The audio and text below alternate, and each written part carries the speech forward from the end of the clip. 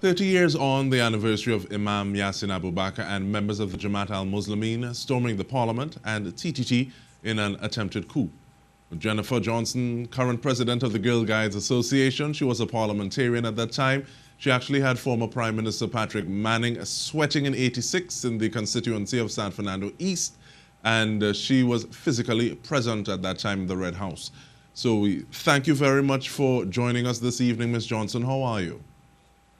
Oh, I'm doing fine, and I'm very happy to join you this afternoon.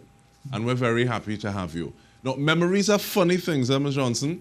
30 years on, some people might say that I remember it as though it was yesterday. Some people will say it's something that I almost unconsciously choose to forget.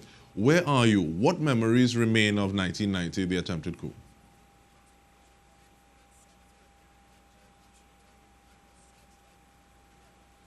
So checking to see what memories do you have of the attempted coup, Ms. Johnson?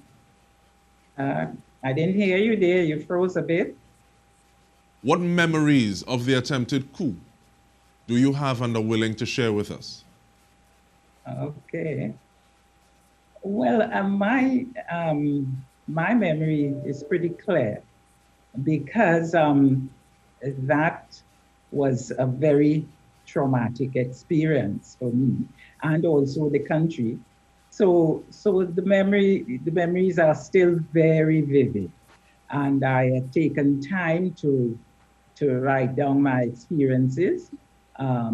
So from time to time, for various reasons, I have to look back, you know, if I'm doing an interview like this and so on. So my memory is pretty clear. Well, there are several things I'd like to say.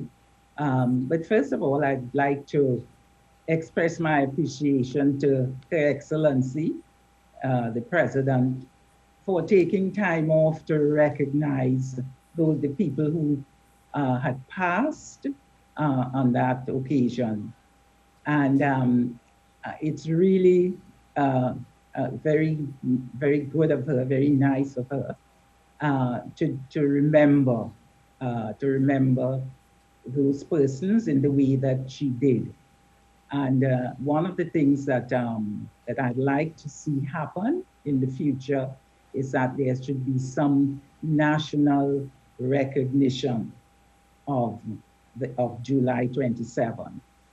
So that's one of the first things I'd like to see. Now, having the president or recognition from the president is one thing. You also spoke about a monument. What are some of the other things? Because it seems as though that recognition does not necessarily happen as often or as consistently as it should. Well, there's the memorial at the Red House. I haven't seen it since the reconstruction of the Red House. I understand it has been moved to a different position. But that is okay. But what concerns me is those people who suffered terribly, and that during the attempted coup. And I was forced to come to terms with that by an article which was published in one of the newspapers about Lorraine Caballero's daughter, Afisha. When the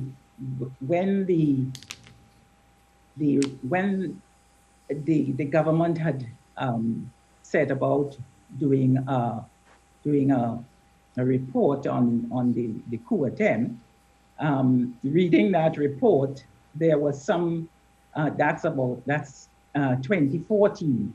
There was some detailed account of Lorraine Caballero's children, but it surfaced recently. And I just feel that those people who suffered, such as the children of Lorraine Caballero, and there are many others. There are others I know, but I would not mention, but I talk about that because she spoke about it.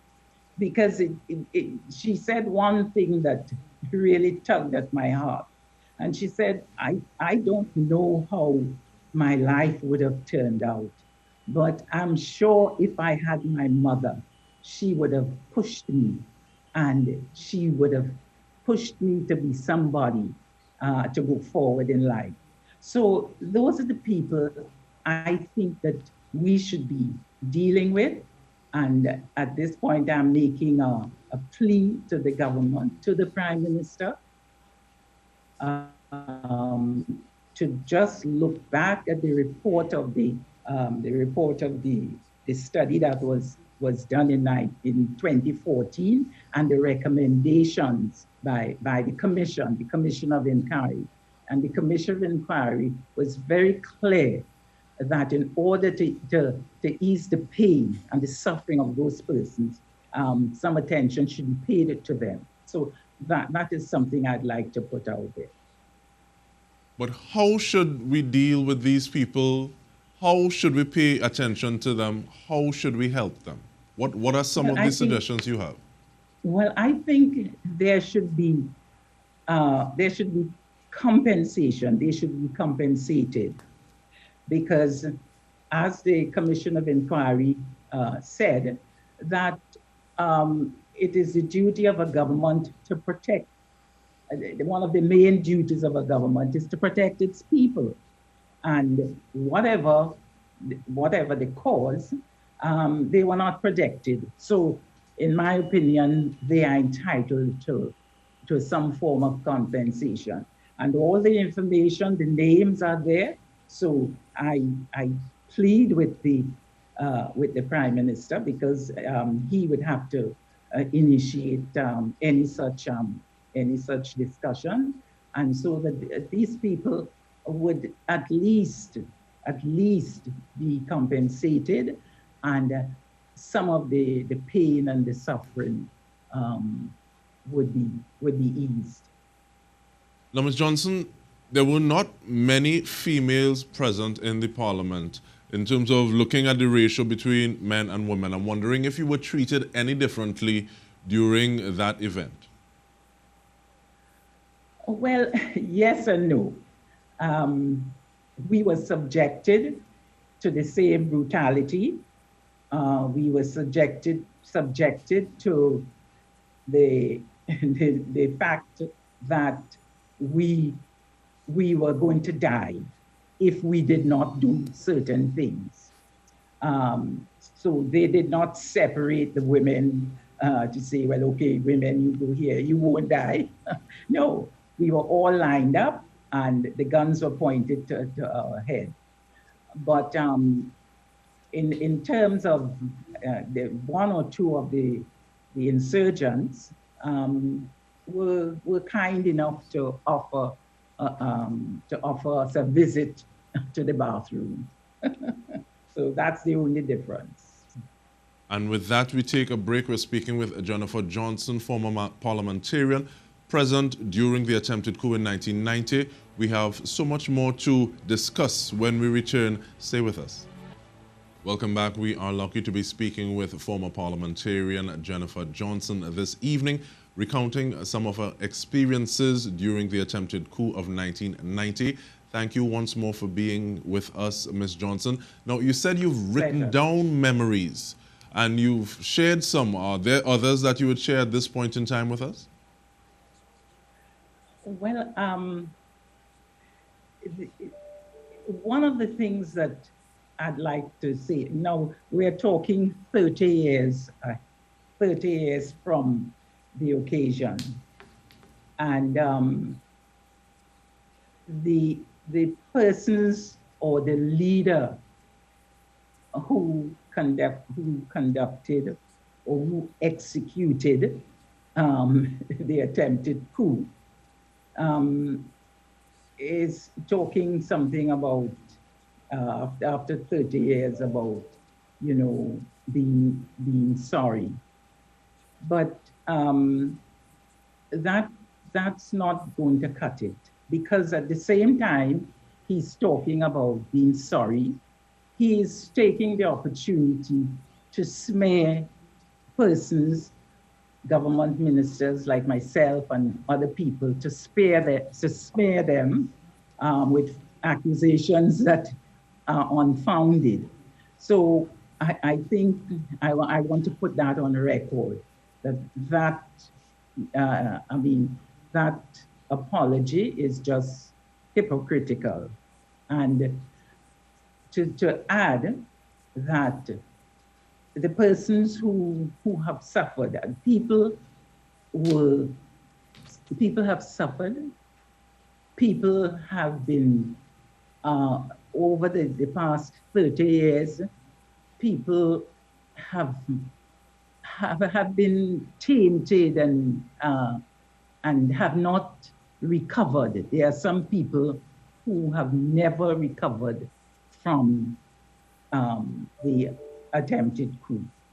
Some of us, because we were placed with good families and good husbands and good children, we were able to come through. So I just like to point that out. And that will take me back to the compensation. Money doesn't always help everything, but we can find other ways. There could be other ways of acknowledging those persons who gave so much in that parliament. Now, the fact that you've spoken about having these kind of support circles, you're currently very engaged to the point of being the president of the Girl Guides Association. Is that something in terms of like trying to create those circles of strength, circles of support? Is that something that you take into your work with Girl Guides? Oh, yes, because the Girl Guides and Girl Scouts movement, it's a movement that helps people to build character and to whatever you learn as a brownie. The brownies are from 6 to 10, and then the guides are further on and so on. So all the skills that you learn.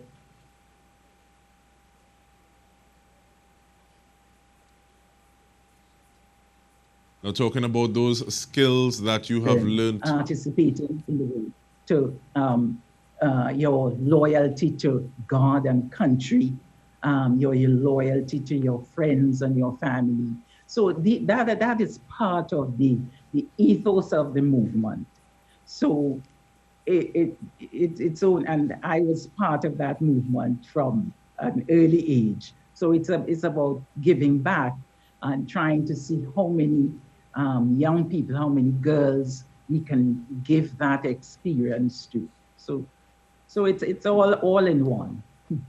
I'm not sure if you've had the experience of people calling you Akela, but at the same time, moving forward, there are many people, or these brownies, these girl guides that you're speaking about and speaking to, they would not have been alive 30 years ago. And so we go back to the point of what is being taught, what is being done to remember, to mark, and just to be able to say, okay, well, possibly never again, or this is something that we need to be mindful of. Yes. So remembering, it has to start with that, and we. I mean, it's not rocket science. We can set up something that would remind people of something about what happened, what was behind it, the people who died, what actually happened in the country, in the parliament. And in the case of the former Prime Minister, Mr. Robinson, he was asked, listen, a gun was put to his head, and he was asked, listen, we want to take over this country, right? We want to turn it into a Muslim state.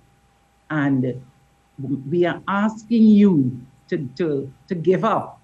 We are asking you, that's what they told him, to gun to his head. And we are asking you to call off the troops and to give up. And he refused. He said, no, I'm not going to do that. So he was a hero. he was a hero and he saved this country.